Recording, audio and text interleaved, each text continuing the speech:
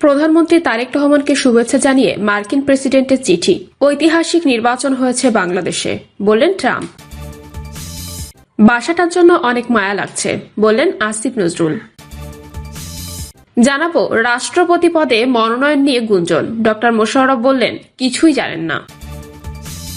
এবং সর্বশেষ জানাবো ডক্টর ইউনূস এখন কোথায় আছেন, নতুন প্রধানমন্ত্রী উঠবেন কোথায়।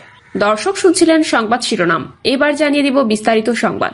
তবে তার আগে অনুরোধ থাকবে ভিডিওটিতে একটি লাইক দিন এবং ভিডিও সম্পর্কে আপনাদের গুরুত্বপূর্ণ মতামত কমেন্ট করে জানিয়ে দিন।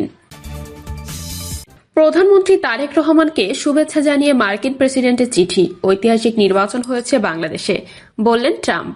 বাংলাদেশের নবনির্বাচিত প্রধানমন্ত্রী তারেক রহমানকে শুভেচ্ছা জানিয়ে চিঠি পাঠিয়েছেন মার্কিন যুক্তরাষ্ট্রের প্রেসিডেন্ট ডোনাল্ড ট্রাম্প। প্রধানমন্ত্রী তারেক রহমানকে পাঠানো চিঠিতে ডোনাল্ড ট্রাম্প লিখেছেন, প্রিয় প্রধানমন্ত্রী, আমেরিকান জনগণের পক্ষ থেকে আপনার ঐতিহাসিক নির্বাচনের জন্য আমি আপনাকে অভিনন্দন জানাচ্ছি এবং বাংলাদেশের প্রধানমন্ত্রী হিসেবে আপনার সফল মেয়াদ কামনা করছি।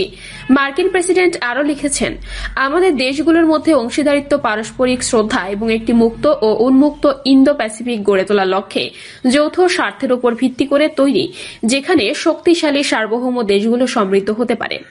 আপনার মেয়াদ শুরু হওয়ার সঙ্গে সঙ্গে আমি আশা করি আপনি আমাদের পারস্পরিক বাণিজ্য চুক্তি বাস্তবায়নের মাধ্যমে আমাদের বাণিজ্য সম্পর্কের অসাধারণ গতি বজায় রাখতে আমাকে সাহায্য করবেন, যা আমাদের উভয় দেশের কৃষক এবং শ্রমিকদের মধ্যে উপকারী। আমি আরও আশা করি আপনি নিয়মিত প্রতিরক্ষা চুক্তিগুলো সম্পন্ন করার জন্য সিদ্ধান্তমূলক পদক্ষেপ নেবেন, যা অবশেষে আপনার সামরিক বাহিনীর জন্য উচ্চমানের আমেরিকান তৈরি সরঞ্জামগুলোতে বিশ্বের সেরা প্রবেশাধিকার প্রদান করবে। মার্কিন যুক্তরাষ্ট্র এবং বাংলাদেশের মধ্যে সম্পর্ককে আগের চেয়ে আরও শক্তিশালী করার জন্য আমি আপনার সঙ্গে কাজ করার জন্য উন্মুখ। বাংলাদেশে আমার রাষ্ট্রদূত ব্রেন্ট ক্রিস্টেনসেনের প্রতি আমার পূর্ণ আস্থা রয়েছে। একই সঙ্গে আমাদের উভয় দেশকে আরো সমৃদ্ধ এবং নিরাপদ করার সুযোগ রয়েছে। আগামী দিনগুলোতে আপনার জন্য শুভকামনা। বাসাটার জন্য অনেক মায়া লাগছে, বললেন আসিফ নজরুল।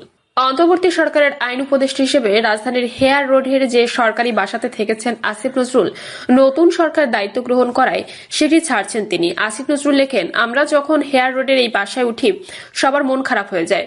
বেশি বড় জায়গায় বেশি বড় বাড়ি, এত বড় যে আপন ভাবা যায় না ঠিক। সরকারি বাসায় ওঠার কারণে সন্তানদের মন খারাপ হওয়ার কথা তুলে ধরে তিনি লেখেন, ফুলার রোডের বন্ধুদের থেকে বিচ্ছিন্ন হয়ে গেল তারা, তবে এখন হেয়ার রোডের বাসা ছাড়ার সময় এই জায়গার প্রতি মায়া তৈরি হয়েছে বলে লিখেছেন তিনি।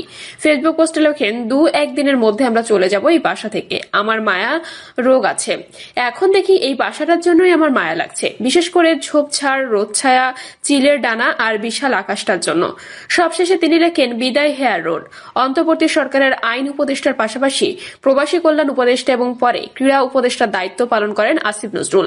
তফসিল ঘোষণার দিন থেকে ছাত্র উপদেষ্টা আসিফ মাহমুদ সজীব ভুঁইয়ার পদত্যাগ কার্যকর হলে তিনি ক্রীড়া উপদেষ্টার দায়িত্ব পান। ডক্টর ইউনূস এখন কোথায় আছেন, নতুন প্রধানমন্ত্রী উঠবেন কোথায়। ত্রয়োদশ জাতীয় সংসদ নির্বাচনে নিরঙ্কুশ বিজয় পেয়ে বিএনপি সরকার গঠন করেছে 17 ফেব্রুয়ারি।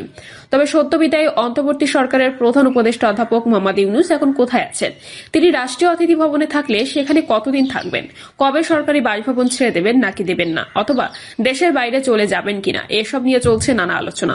2024 সালে গণঅভ্যুত্থানে 5 আগস্ট শেখ হাসিনার দেশ ত্যাগের 3 দিন পর অন্তর্বর্তী সরকারের প্রধান উপদেষ্টা হিসেবে শপথ নিয়েছিলেন অধ্যাপক ইউনূস। সাধারণ গণভবনে সরকার প্রধানের বাসভবন হয়ে থাকে, কিন্তু শেখ হাসিনার দেশ ছাড়ার খবরে হাজারো ছাত্র জনতা গণভবনে হামলা ভাঙচুর লুটপাট চালায়। এতে গণভবন বাসভবনের অনুপযোগী হয়ে পড়ায় অন্তর্বর্তী সরকার প্রধানের বাসভবন হিসেবে রাষ্ট্রীয় অতিথি ভবন যমুনাকে বেছে নেয় সরকারি আবাসন পরিদপ্তর।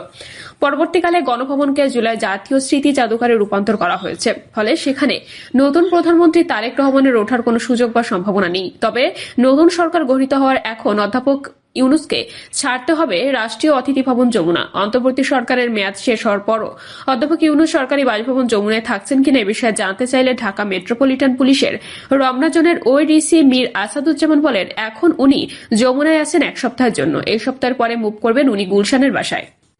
অধ্যাপক মোহাম্মদ ইউনুস ইস্টি ও মেয়ে সহ যমুনার অবস্থান করছেন। নতুন প্রধানমন্ত্রী তারেক রহমানও রাষ্ট্রীয় অতিথি ভবন যমুনায় উঠবেন বলে জানিয়েছেন পুলিশের এই এডিসি। প্রধানমন্ত্রী ও যমুনার আশপাশে নিরাপত্তা ব্যবস্থার দায়িত্ব পুলিশের রমনা বিভাগের। এডিসি মীর আসাদুজ্জামান বলেন, এখানে ওঠার কথা, আমি যতটুকু জানি কিছু সংস্কারের কাজ হবে বা মাস 2 লাগতে পারে উঠতে। এদিকে গণপূর্ত অধিদপ্তরের প্রধান প্রকৌশলী খালেকুজ্জামান চৌধুরী বলেছেন, প্রধানমন্ত্রী যখন উঠবেন তখন ওনার ডিজায়ার অনুযায়ী কিছু সংস্কার লাগবেই। প্রধান উপদেষ্টা ওঠার আগেও কিছু কাজ করা হয়েছিল, কিছু কাজ করা লাগবে, আমাদের প্রস্তুতি আছে। তবে ডক্টর ইউনূসের যমুনা ছাড়ার ব্যাপারে এই কর্মকর্তা সুস্পষ্ট কোনো দিন তারিখের কথা জানাননি। নতুন প্রধানমন্ত্রীর জন্য তাহলে যমুনার সংস্কার কাজ কবে থেকে শুরু হবে বা কতদিন লাগবে জানতে চাইলে তিনি বলেন, আমরা টার্গেট করেছি যে এটা ভ্যাকেন্ট পাওয়ার পর থেকে 1 মাসের মধ্যে রেডি করতে পারবো। দেশে থাকছেন কি ডক্টর ইউনূস? অধ্যাপক ইউনূস এখন দেশেই থাকছেন। মার্চের 3য় সপ্তাহে একটি অনুষ্ঠানে জাপান যাবেন তিনি। অন্তর্বর্তী সরকারের প্রধান উপদেষ্টা থাকার সময় তার এই সফর নির্ধারিত হয়েছিল। জাপানের সাকাকাওয়া পিস ফাউন্ডেশনের আমন্ত্রণে 5 দিন ব্যাপী ওই অনুষ্ঠানে অংশ নেবেন অধ্যাপক ইউনূস। অনুষ্ঠান শেষে তার দেশে ফেরার কথা রয়েছে। গণপূর্ত অধিদপ্তরের প্রধান প্রকৌশলী খালেকুজ্জামান চৌধুরী বলেন, উনি ব্যক্তিগত কাজ করছেন এখন, যেটা করতেন আগে। তারপর ইউনূস সেন্টারে অফিস শুরু করবেন। আগামী সপ্তাহ থেকে অফিস শুরু করবেন। যমুনায় বসে ব্যক্তিগত কাজগুলো করছেন। কবে থেকে ইউনূস সেন্টারের কার্যালয়ে অফিস শুরু করবেন এমন প্রশ্নে এই কর্মকর্তা বলেন, আগামী সপ্তাহে ইউনূস সেন্টারে জয়েন করবেন। এরপর ওনার 3-0 কনসেপ্ট নিয়ে রেগুলার বেসিসে কাজ করবেন। তবে অধ্যাপক ইউনূস এ বিষয়ে প্রকাশ্যে এখনো কোনো মন্তব্য করেননি। রাষ্ট্রপতি পদে মনোনয়ন নিয়ে গুঞ্জন, ডক্টর মোশাররফ বললেন, কিছুই জানেন না।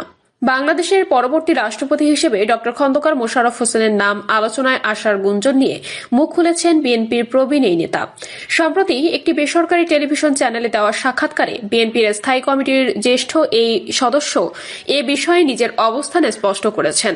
সাক্ষাৎকারের সঞ্চালক জানতে চান, দীর্ঘদিন ধরে তার নাম সম্ভাব্য রাষ্ট্রপতি হিসেবে আলোচনায় থাকার এবং মন্ত্রিপরিষদ তার অন্তর্ভুক্ত না হওয়ার কারণে গুঞ্জন আরো জোরদার হয়েছে। এ বিষয়ে তিনি কি আনুষ্ঠানিক কোনো প্রস্তাব পেয়েছেন কিনা?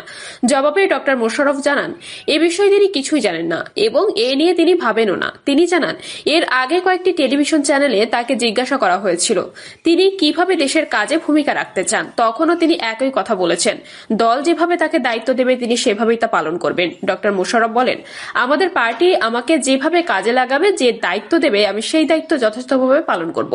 যদি রাষ্ট্রপতির দায়িত্ব পালন করতে শুরুতেই কোনো কাজটি করতে চান এমন প্রশ্নে তিনি বলেন, দেশে যে অন্যায় হয়েছে, দুর্নীতি চলছে, তা রোধে আমাদের রাষ্ট্র সংস্কারের যে 31 দফা প্রস্তাব রয়েছে সেটি বাস্তবায়নের কার্যকর উদ্যোগ নিতে হবে। তিনি বলেন, সরকারের অংশ কিংবা রাষ্ট্রপতি পদে তিনি বা যে হন না কেন, জনগণের প্রত্যাশা অনুযায়ী কাজ করাই হবে প্রধান লক্ষ্য। দেশকে স্বনির্ভর করতে প্রয়োজনীয় পদক্ষেপ নেওয়ার কথাও উল্লেখ করেন তিনি। ত্রয়োদশ জাতীয় সংসদ নির্বাচনে কুমিল্লা 1 আসন থেকে নির্বাচিত হয়েছেন ডক্টর খন্দকার মোশাররফ। বিএনপির স্থায়ী কমিটির সদস্য, 4 বার এমপি হয়েছেন, একাধিকবার মন্ত্রীর দায়িত্ব পালন করেছেন। রাজনৈতিক অঙ্গনের বাইরে ব্যক্তিগতভাবে জেলায় তিনি একজন শ্রদ্ধাভাজন ব্যক্তি হিসেবে পরিচিত। ঢাকা বিশ্ববিদ্যালয়ের সাবেক অধ্যাপক।